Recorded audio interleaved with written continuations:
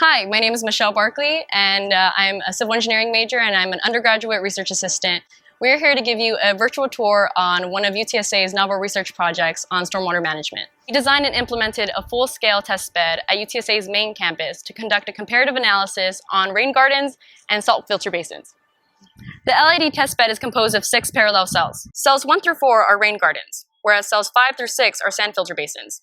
The main difference between the rain gardens and the sand filters is the use of biofiltration media and the plants that are in the rain gardens, which enhance the biochemical treatment processes and the water quality subsequently. Cells 3 and 4, located in the middle, contain the standard biofiltration media used generally for this area, while cells 1 and 2 are filled with an innovative custom blend with use of crushed limestone sand.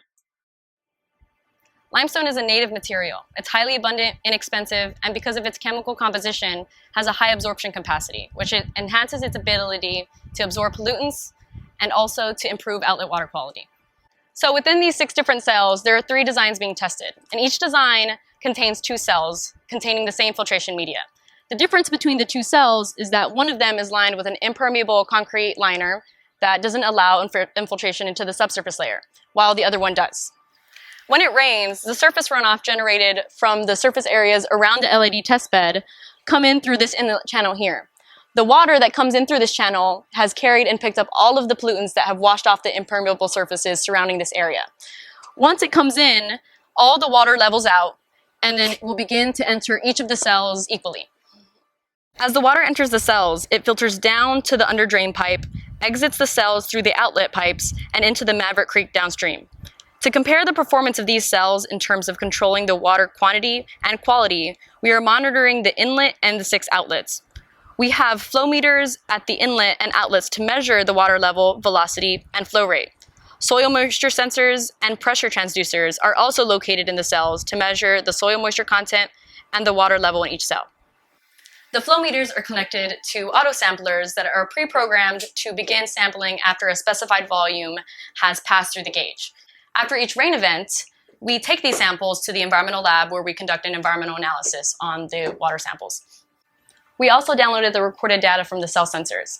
This data enables us to compare the total volume and the peak runoff times to efficiently determine which cell has the best hydrological performance. There were 3 storm events with rainfall greater than 1 inch captured in 2019. The impact of the rainfall regime on the hydrograph is evident for the September storm event, which is a short, intense storm. The lag time is smaller, and the peak flows are higher, indicating poor performance. All LIDs perform better in reducing the peak flow and runoff volume and delaying the peak for longer and less intense storm events. The unlined cells allow for the water to infiltrate to the subsurface, leading to increased outflow and smaller peak flow. However, the difference between the cells 3 and 4, which contain the standard biofiltration media, is not significant, indicating the smaller media infiltration rate and slower water movement in the cells govern the water flow in those cells. On average, 20 to 50% of direct infiltration is achieved from the unlined cells. When evaluating the treatment performance of the LID test bed, poor treatment performance is observed for the September event, which was the short, intense event, indicating that treatment efficiencies are a function of rainfall regime. The graphs show higher effluent concentration of nutrients, as well as heavy metals, which are due to the reduced contact time because of the fast water movement and flushing of the media respectively. The limestone mixture shows greater removal efficiencies compared to the standard biofiltration media, indicating that limestone is helpful in improving the water quality. The effluent nutrients concentrations for nitrogen and phosphorus is greater for the first storm event in June compared to the other 2 because the plant's roots weren't established yet. The reduced nutrient concentration shows the positive impact of plants on removal efficiencies. We will continue to monitor the test bed for the next 2 years. This monitoring data will allow us to evaluate their performance while under the same conditions, compare their performance, and identify any areas of strengths and weaknesses for each cell in terms of hydrological performance. Comparing the performance of the lined and unlined cells allows us to investigate the impact that liners have on outlet water quality and quantity, and overall can help us answer the question, are liners essential?